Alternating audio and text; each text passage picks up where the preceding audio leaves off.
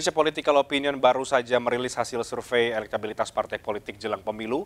Partai Persatuan Indonesia atau Perindo meraih presentasi sebesar 4,5%. Dalam survei berdasarkan partai politik, PD Perjuangan memuncaki elektabilitas dengan lebih dari 21,5%, diikuti dengan Partai Gerindra 19,7%, sementara Perindo ada di posisi ke-9 dengan jumlah persentase 4,5%, artinya melebihi ambang batas parlemen. Sementara itu dalam survei berdasarkan logo dan juga nama, Partai Perindo ada di posisi 6 dengan jumlah 72%.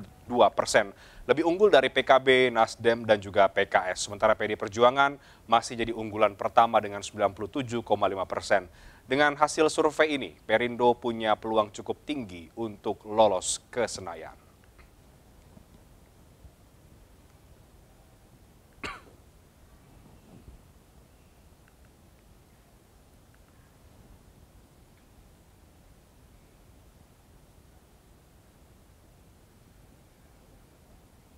Dan nama Ketua Harian Nasional DPP Partai Perindo, TGB Muhammad Zainul Majdi melejit dalam daftar kandidat cawapres pendamping Ganjar Pranowo. TGB menempati urutan ketiga dengan elektabilitas 8,3%. Ya, dalam hasil survei Indonesia Political Opinion, elektabilitas TGB berada di posisi ketiga di bawah Erick Thohir dan juga Mahfud MD. TGB meraih suara 8,3% setelah Erick Thohir dan Mahfud MD sebagai kandidat calon pendamping Ganjar Pranowo. IPO menyebut salah satu alasannya adalah berkat silaturahmi Partai Perindo ke PD Perjuangan yang menghasilkan sebuah kerjasama politik.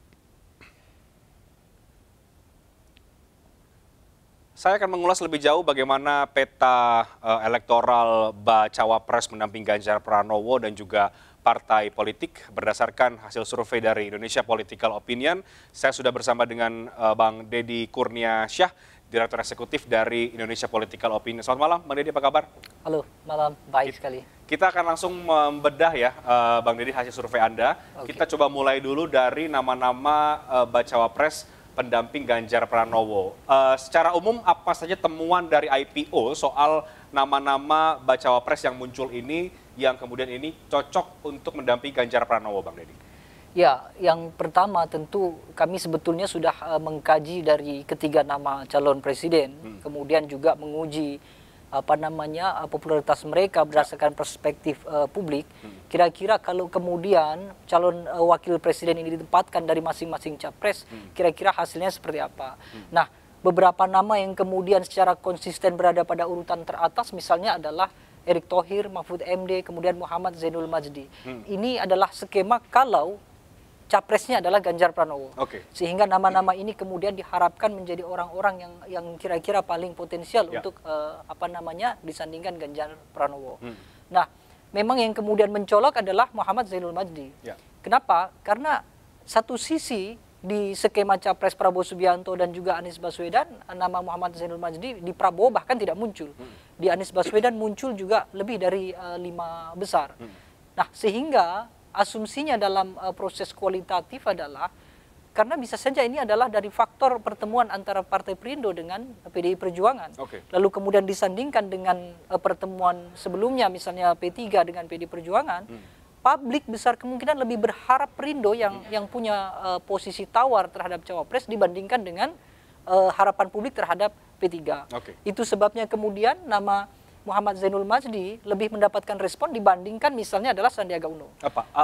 Ada sentimen positif apa, Bang Deddy, sehingga nama Tuan Guru Bajang Muhammad Zainul Majdi ini melejit ke urutan ketiga? Apakah dianggap cocok begitu berdampingan dengan Pak Ganjar Pranowo atau ada faktor yang lain, variabel yang lain? Yang pertama tentu kita bisa melihat akses elektabilitas partai politik lebih dahulu.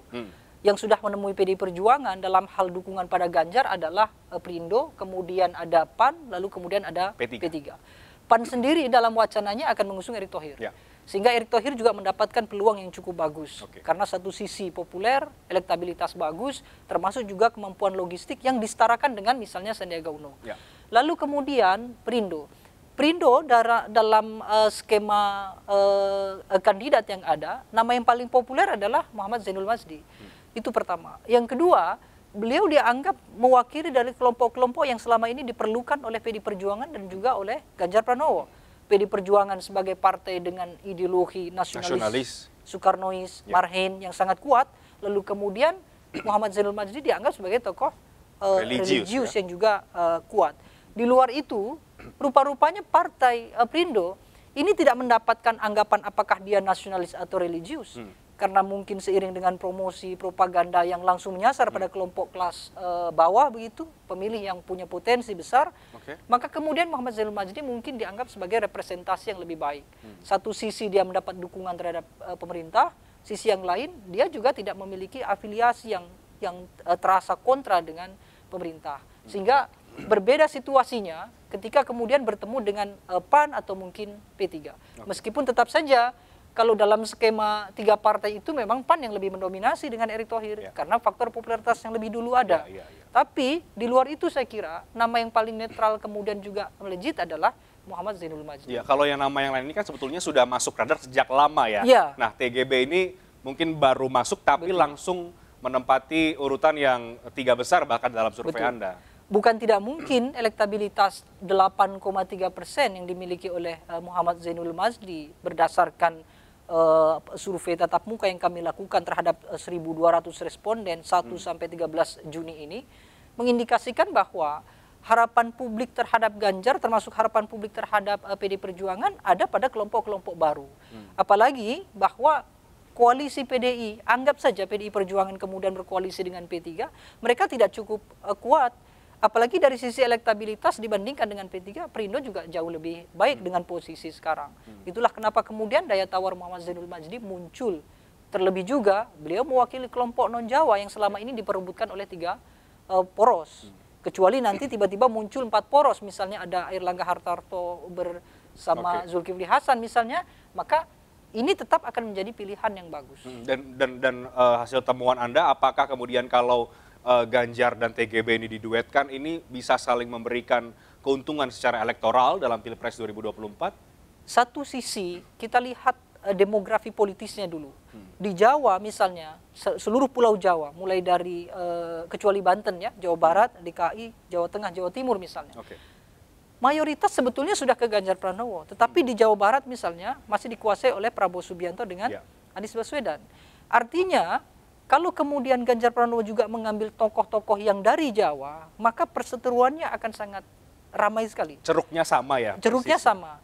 Kecuali misalnya dalam situasi tertentu tiba-tiba Ganjar mengambil wakil misalnya dari Jawa Barat. Tetapi tokoh populer di Jawa Barat sekalipun kan juga belum punya kepastian terusung. Karena misalnya yang bergabung dengan Golkar, Ridwan Kamil misalnya, ada Airlangga Hartarto yang juga potensial menjadi cawapres. Maka memilih tokoh di luar Jawa tadi itu menjadi satu pilihan yang tepat. Di samping itu tidak bisa dipungkiri bahwa Perindo posisi hari ini mungkin akan disamakan dengan posisi Nasdem di 2019 sebagai motor propaganda yang paling diperlukan bagi koalisi. Sementara Nasdem sudah membangun koalisi sendiri, mau tidak mau PDI Perjuangan sangat memerlukan Perindo. Dengan posisi sangat memerlukan itu, maka kemudian daya tawar Perindo tentu akan naik. Artinya ketika mereka mengajukan cawapres rasional begitu. Dan bargaining position itu dari Perindo dan juga TGB menjadi tinggi. Yang sekarang kemudian mulai muncul juga disebutkan oleh Sekjen PDIP Mas Hasto bahwa nama TGB muncul sebagai radar juga. Menurut Anda memang itu sebuah hal yang realistis sebetulnya Bang Deddy? Realistis, dan kita bisa lihat itu dari 3 aspek misalnya. Satu dari aspek dukungan partai politik yang saya sebutkan tadi bahwa Perindo di 2024 punya peluang yang bagus. Kalau dibandingkan dengan yang sekarang berkoalisi dengan PD Perjuangan, ya tentu adalah hanya P3 karena yang lain tentu belum ada kepastian. Maka Perindo lebih potensial dibandingkan itu. Yang kedua adalah aspek kerja partai. Di luar yang saya sampaikan tadi bahwa Perindo sebagai aset yang memiliki nilai propaganda yang setara dengan Nasdem di 2019 tadi itu. Yang ketiga adalah faktor ketokohan. Dengan sistem pemilihan langsung pada tokoh, capres dan cawapres terpampang tokohnya, maka mau tidak mau mengambil tokoh yang dikenali sekaligus punya daya tarik terhadap masyarakat mayoritas, itu saya kira pilihan yang bagus. Dan TGB punya modal itu. persoalannya adalah sekarang anggap sajalah popularitasnya masih rendah jika dibandingkan dengan rival-rival yang lain. Mahfud Dibandingkan MD, Erick Thohir dan Mahfud Erick MD Thohir katakanlah misalnya. Tetapi dalam skema politik itu, semakin orang minim popularitas, itu lebih mudah untuk menempatkan elektabilitas dibandingkan dengan mereka yang sudah lebih populer tinggi. Kenapa? Karena kelompok yang popularitasnya tinggi, artinya ada peluang kelompok yang Stagnan, tidak ya? menyukai juga tinggi. Oke. Misalnya saja sebut Puan Maharani misalnya.